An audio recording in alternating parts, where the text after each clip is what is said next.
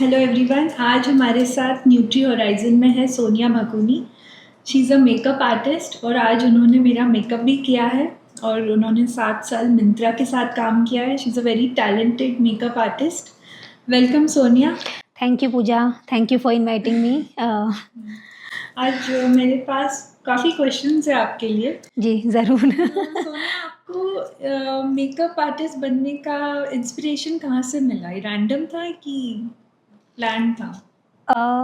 सो पूजा, मैं अपनी makeup artist की जर्नी आज आपके साथ शेयर करूँगी। ये एक्चुअली प्लान ऐसा कुछ नहीं था।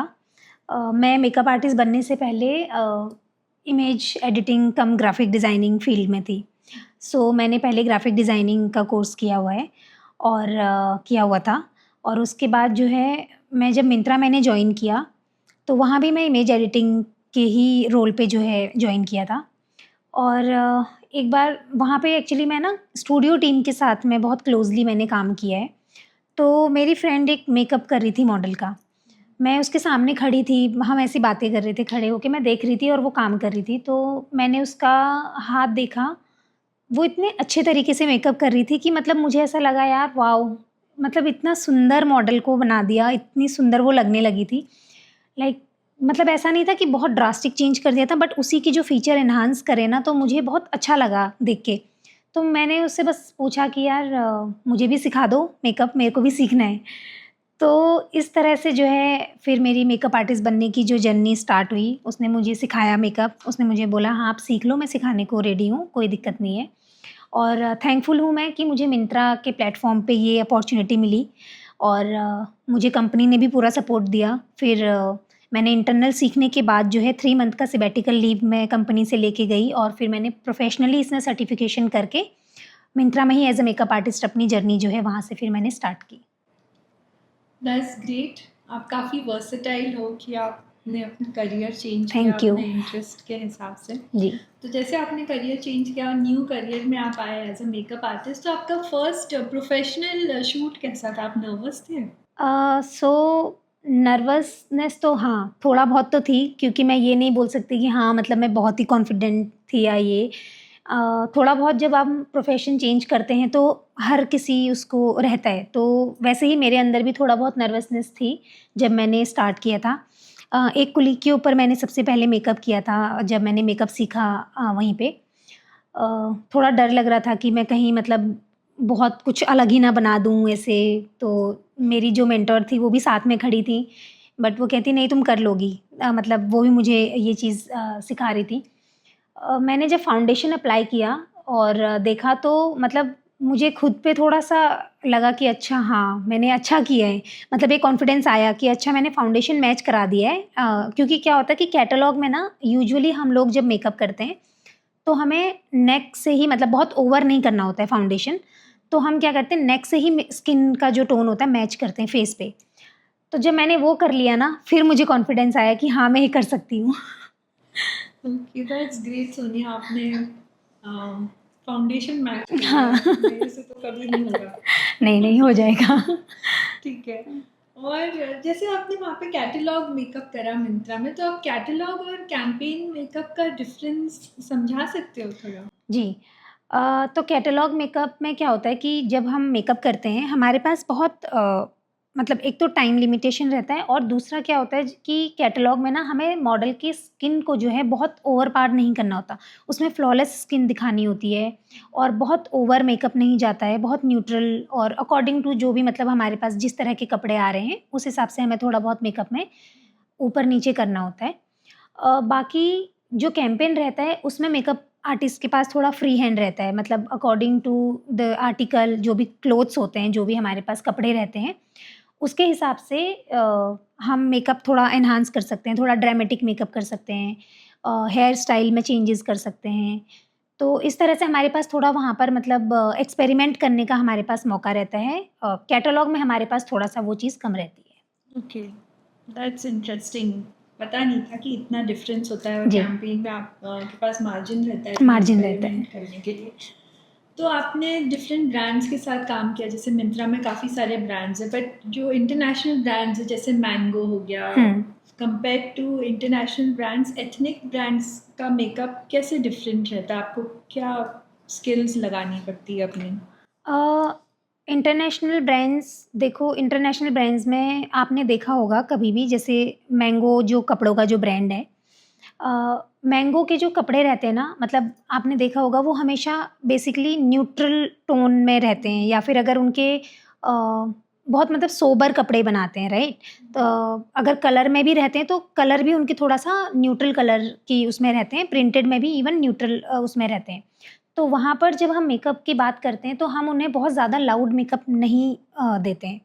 उनकी स्किन टोन बिल्कुल उन्हें नेचुरल चाहिए होती है, और मेकअप बहुत बहुत लाइट ब्लशी मेकअप या फिर पीच मेकअप इस तरह का हम उनको देते हैं। हेयर में बहुत लाइट वेव्स या फिर स्ट्रेट हेयर, मतलब उनको बिल्कुल नेचुरल लुकिंग जो है, बिकॉज़ उनके कपड़ों के हिसाब से भी हम अगर अब उनको लाल बना देंगे या फिर अगर बहुत हेवी आई करेंगे तो वो नहीं अच्छा लगेगा, राइट? बट इंडियन में एक्चुअली हमारे पास, अगर हम बात करें अपने इंडियन कल्चर की, तो आपने देखा होगा हमारा जो कल्चर है वो पहले से ही बहुत रिच है, बहुत वाइब्रेंट है इन टर्म्स ऑफ कलर में भी।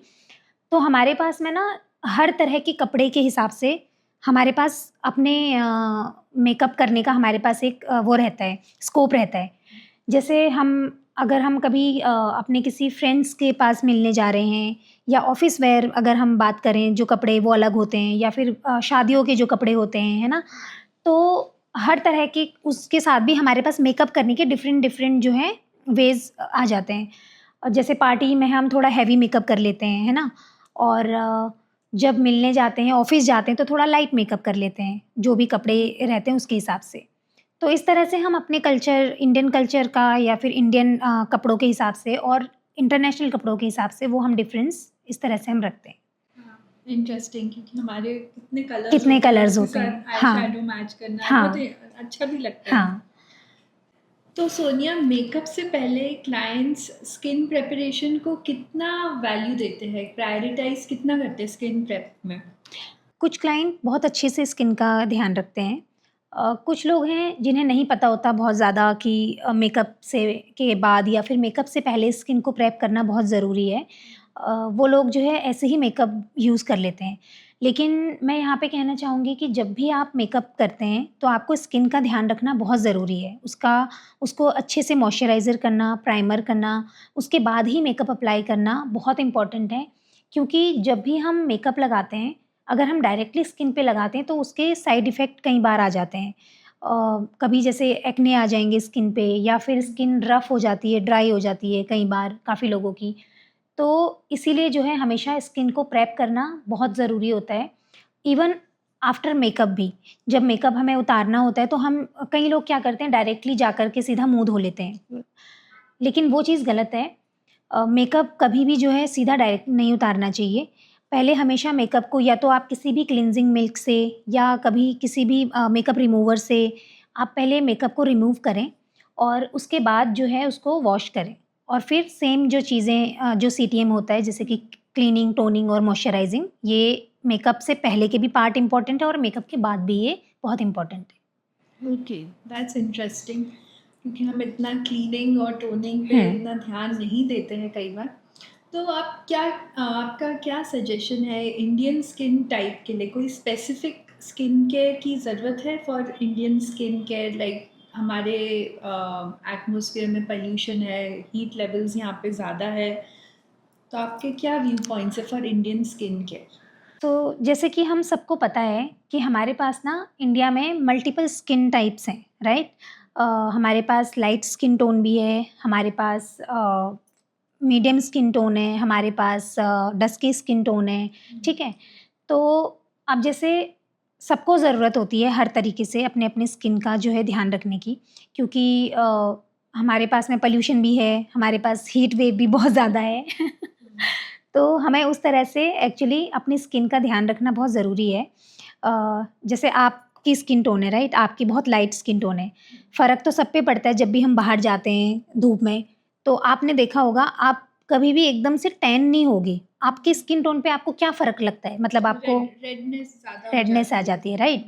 तो सेम उसी तरह से जो मेरा स्किन टोन है ना? मुझे टैनिंग हो जाती है। मैं जब भी बाहर निकलूँगी अगर, तो मुझे टैनिंग हो जाती है। सेम अगर कोई और थोड़ा-सा डस्की टोन में होगा, तो उसको थोड़ा-सा उसको भी होगा, ऐसा नहीं है कि उसको फ़र्क नहीं पड़ेगा, बट सबके स्किन टोन पे डिफ़रेंट तरीके का जो है इम्पैक्ट पड़ता है।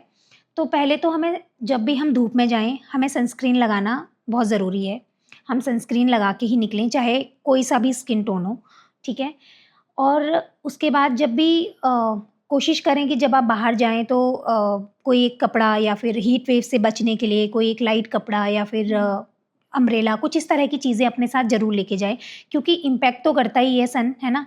किसी को थोड़ा कम करता है, किसी को थोड़ा ज़्यादा करता है। और दूसरा जैसे हम प्रोडक्ट तो देखिए बहुत तरह के आ गए हैं मार्केट में, तो वो तो हर किसी को पता है कि अच्छा किसको क्या लगाना है, नहीं।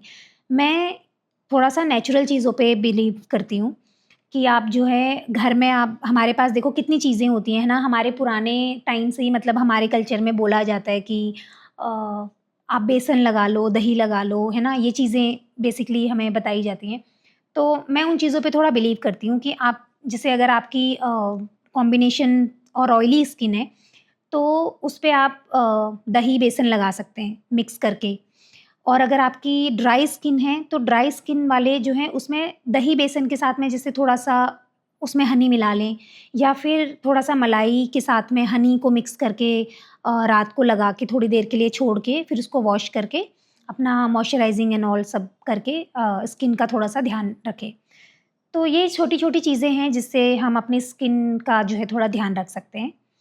बाकी तो प्रोडक्ट तो आपको पता ही है कितने हैं। हाँ, स्किन केयर सबके लिए अलग सबके होता लिए है, अलग जैसे होते हैं, हाँ। हाँ, जैसे हम लोग जैसे डाइट भी देते हैं, हाँ, सबके लिए अलग काम अलग करता होता है है, डाइट, राइट। जैसे कितना लेवल ऑफ रिस्पॉन्सेज सबकी बॉडी हाँ। डिफरेंट रिस्पॉन्स देती है। तो जैसे ओवर टाइम कई लोग होते हैं ज़्यादा मेकअप करते हैं, तो ओवर टाइम ये हेवी मेकअप कैसे इफेक्ट करता है स्किन पे? अ, अच्छा यहाँ पर ना मैं एक चीज़ बताना चाहूँगी कि मेकअप बहुत ज़्यादा कभी ना मतलब लोगों का ये एक मिथ है कि मेकअप से स्किन खराब होती है ज़्यादा मेकअप करने से या कंटिन्यू मेकअप करने से, बट ऐसा होता नहीं है एक्चुअली। क्यों? क्योंकि मेकअप जितना नुकसान नहीं करता है उससे ज़्यादा नुकसान करता है स्किन का ध्यान ना रखना। बिकॉज़ हम मेकअप करने से पहले कभी भी स्किन को अच्छे से मॉइस्चराइज़ नहीं करते हैं, उसको प्रेप नहीं करते हैं और उसको मेकअप करने के बाद हम उसका अगर ध्यान नहीं रख रहे हैं, सिर्फ़ मुँह धो कर के हम प्रोडक्ट लगा रहे हैं, कोई सा भी मॉइस्चराइज़र लगा रहे हैं, तो वो स्किन को नहीं वो स्किन को आगे जाके हार्म करेगा, राइट? तो अगर हम अच्छी तरीके से स्किन को मॉइस्चराइज़र करके, प्राइमर करके और स्किन का अच्छे से हम अगर प्रेप करके हम मेकअप कर रहे हैं, तो हमें मेकअप से लॉन्ग टर्म में नुकसान नहीं होता है। बट हफ्ते में 1 से 2 बार ज़रूर विदाउट मेकअप जब भी टाइम मिले, लाइक अगर किसी का प्रोफ़ेशन है कि बिना मेकअप के उनका काम नहीं चल सकता है, तो उनको 1 से 2 दिन हफ्ते में ऐसा देना चाहिए कि स्किन को ब्रीथ करने के लिए उनको छोड़ना चाहिए, लाइक विदाउट मेकअप फेस और उनको स्किन का प्रॉपर जो है ध्यान रखना चाहिए। और अगर ये नहीं हो पाता है तो एटलीस्ट 1 दिन फिर भी दें, 2 दिन नहीं हो पा रहे हैं और अगर नहीं है नेसेसरी, लाइक कोई काम नहीं है मेकअप का, नहीं लगाएँ तो ठीक है। मतलब ऐसा कोई बहुत वो नहीं है, बट बहुत ज़्यादा मेकअप करने मतलब मेकअप से स्किन को नुकसान होता है, ये भी एक मिथ है। ओके, क्योंकि हम यही सुनते हैं ज़्यादा हाँ। मेकअप से नुकसान होता है, but I think skin skin care is more important. Important. तो हेयर और मेकअप को आप दोनों को कैसे मैनेज करते हो और कैसे ये दोनों चीज़ें कॉम्प्लीमेंट करती हैं? मेकअप के साथ में हेयर जो कॉम्प्लीमेंट की बात आती है, एक्चुअली हम पहले देखते हैं, अगर रही बात हम शूट की बात करें, ठीक है?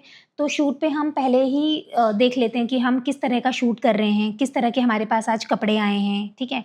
हम उसके हिसाब से ही जो करते हैं, हम फाउंडेशन एक ही बार करते हैं फेस पे। ऐसे नहीं कि हम फाउंडेशन पूरे टाइम मतलब अगर इस कपड़े में हमारा इस तरह का अगर सपोज़ हमारे किसी एक कपड़े में हमें थोड़ा हेवी आई मेकअप दिखाना है, राइट? और फिर दूसरे कपड़े में हमें लाइट करना है, तो हम ये नहीं करेंगे कि पहले हेवी लगा दिया और फिर लाइट, ऐसे नहीं करते हैं। तो हम बार-बार फाउंडेशन नहीं चेंज करते हैं, फाउंडेशन एक बार लगा के कपड़े देख लेते हैं, उसके हिसाब से फिर हम मेकअप को जो है चेंज करते हैं स्टेप बाय स्टेप। अगर हमने सपोज़ हमें कहीं किसी वेडिंग उसमें जाना है, राइट? तो मैं सुबह ही उसके 1 दिन के मेरे 3 फंक्शन हैं या 4 फंक्शन हैं, तो मैं एक बार में ही मेकअप कर लूँगी अच्छे से सुबह में। लाइट मेकअप फाउंडेशन एक ही बार करूँगी। फंक्शन के हिसाब से मैं अपने मेकअप को जो है थोड़ा बहुत एनहांस करते-करते थ्रू आउट द डे उसको फिर मैं रात तक जो है हेवी मेकअप तक लेके जाऊँगी। जैसे अगर मॉर्निंग में मेरे पास में सपोज़ कोई लाइट मेकअप का है, तो मैं उसमें जैसे लाइट मेकअप करूँगी, हेयर खुले छोड़ लूँगी, स्ट्रेट कर सकती हूँ, सॉफ्ट कर्ल्स करके छोड़ सकती हूँ। फिर दिन में मैं सेम हेयर स्टाइल में और थोड़ा बहुत लिप्स के साथ चेंजेस करके, आईज़ के साथ चेंजेस करके लुक्स को जो है चेंज कर सकती हूँ। फिर थर्ड मेकअप को जो है मान लीजिए मेरा शाम का कोई फंक्शन आ रहा है, तो उसमें मैंने हेयर थोड़ा टाइट कर्ल्स कर लिए या उसको मैं पोनी में कन्वर्ट कर लिया, मिड पोनी या फिर लो पोनी जो अच्छा लगता है अकॉर्डिंग टू फेस। और आईज़ को थोड़ा-सा जो है मैंने शाइन कर दिया, है ना? थोड़ा ग्लिटर ऐड कर दिया या फिर थोड़ा-सा और एनहांस करके, इस तरह से जो है हम स्टेप बाय स्टेप जो है मेकअप और हेयर को कंबाइन करते हैं। ओके, हाँ, दैट्स लॉजिकल कि आप पहले बेसिक करके यू जी। Can start adding. तो आप कोई क्विक हेयर स्टाइल बता सकते हो मेरे लिए और हमारे व्यूअर्स के लिए, कोई क्विक हेयर स्टाइल जिसमें हमें ज़्यादा दिमाग ना लगाना पड़े? सी देखो जो हमें भगवान ने दिया है वैसे तो वो सबसे बेस्ट है, ठीक है? बट एज़ अ ह्यूमन हम लोगों को पसंद नहीं आता है क्योंकि ये मेरे साथ भी है, ये आपके साथ भी है। आपके अगर कर्ली हेयर हैं तो आपको कर्ल्स नहीं पसंद होंगे, मेरे अगर स्ट्रेट हैं तो मुझे स्ट्रेट नहीं पसंद होंगे। तो ये होता ही है। बट जैसे अगर आपके जैसे कर्ली टेक्सचर है, राइट? तो आप कर्ल्स को ही ना आप थोड़ा एनहांस कर सकते हो या फिर अगर आपको कर्ल्स नहीं पसंद हैं तो आप जल्दी से क्या कर सकते हो, आप उनको स्ट्रेट करके स्ट्रेटनिंग में ही रख सकते हो या फिर आप सॉफ्ट कर्ल्स उनको कर सकते हो जल्दी से स्ट्रेटनिंग करके, बिकॉज़ वो थोड़ा-सा जल्दी जो है हो जाता है और ईज़ी टू कैरी होता है कि सब मतलब उसको मैनेज कर सकते हैं ईज़िली। तो इस तरह से हम जो है ब्लो ड्राई कर सकते हैं बाल को जल्दी से, ब्लो ड्राई करके उनको स्ट्रेट कर लो और ईज़ी टू गो, हर किसी आउटफिट के साथ वो चला भी जाता है। ईज़ी रहता है। हाँ। Okay, that's good, thank you for this quick hair style. और आपका 7 साल इंडस्ट्री में रहा है एक्सपीरियंस, तो इसमें आपने क्या बड़े चेंजेस देखे हैं इंडस्ट्री में 7 साल पहले और अभी? What are the changes in the industry? 7 सालों में बहुत चीज़ें बदली हैं। सबसे पहला तो अभी जो आया है ना, क्लाइंट्स के अंदर या फिर हर किसी के अंदर जो है नॉलेज आ चुकी है अबाउट मेकअप। लोग ना अवेयर हो चुके हैं एक्चुअली। थोड़ा लोगों को पता है कि अच्छा अब ना वो मेकअप नहीं चाहिए कि एकदम शार्प कॉन्टोरिंग नहीं चाहिए। अच्छा आईज़ है ना हमें बहुत हेवी कर दो, यहाँ भी ग्लिटर कर दो, ये कम लग रहा है, ऐसा नहीं। पहले काफ़ी चीज़ें चलती थी।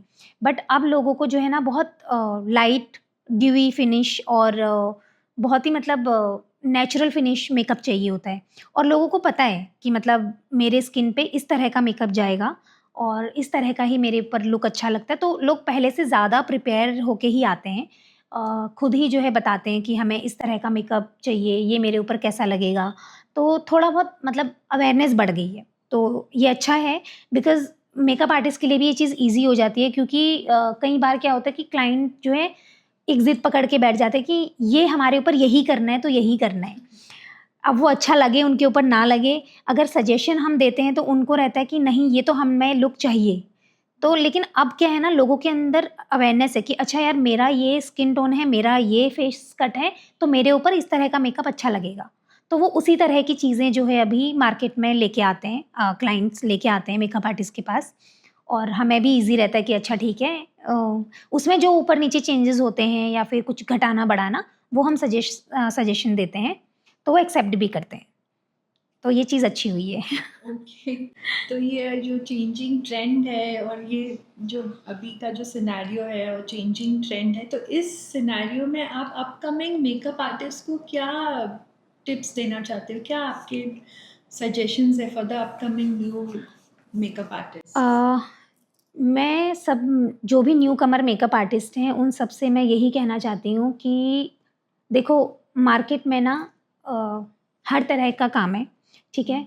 सबसे पहले तो आप किसी भी अच्छे मेकअप आर्टिस्ट को जो है कुछ टाइम तक फॉलो करें। आप उनके साथ काम करें, देखें उनके ट्रेंड को, समझें कि वो किस तरह से काम कर रहे हैं। और जब खुद काम करने जाएँ तो कभी भी क्लाइंट के साथ में ना पहले तो क्लाइंट से पूछें, उसको कंफर्टेबल कराएँ सामने वाले को कि हाँ यार हमें मेकअप करना है, तो उनसे पूछें, उनके सजेशंस लें और उनसे पूछें कि किस तरह का मेकअप आपको चाहिए। अगर आपको लगता है कि वो उनके हिसाब से नहीं जा रहा है, तो आप उनको ये सजेशन दे सकते हैं कि आपके ऊपर इस तरह का मेकअप अच्छा लगेगा, स्टेप बाय स्टेप चीज़ें।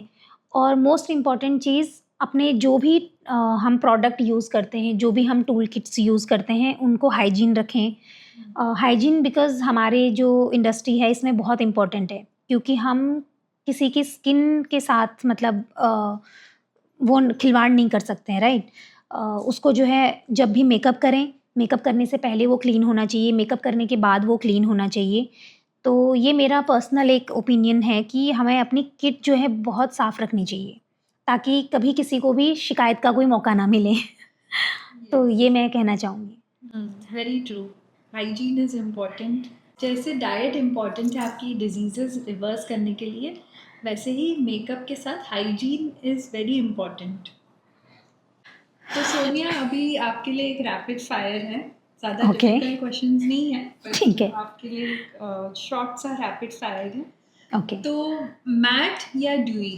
ड्यूई, क्योंकि अभी स्किन फर्स्ट एरा चल रहा है। ओके। और एक प्रोडक्ट जिसके बिना आप बाहर नहीं जाते हो? Lip balm. Okay. Skin care important है या makeup? Skin care first. Worst makeup trend ever? वो cakey base. Dream brand to work with? NARS. और फर्स्ट डेट पे मेकअप के साथ जाना चाहिए या बिना मेकअप के साथ जाना चाहिए? बिना मेकअप। ठीक है Sonia, thank you for the lovely conversation, आपके साथ बहुत मज़ा आया। मुझे भी बहुत मज़ा आया पूजा, थैंक यू सो मच। मिलते हैं जल्दी। सबको अगर अच्छा लगा हो ये वीडियो, तो प्लीज़ लाइक कीजिएगा और मिलेंगे जल्दी अगले ऐसे ही कुछ छोटे-छोटे टिप्स के साथ। तब तक हाइड्रेट रहिए और स्किन को प्रेप करते रहिए। Thank you.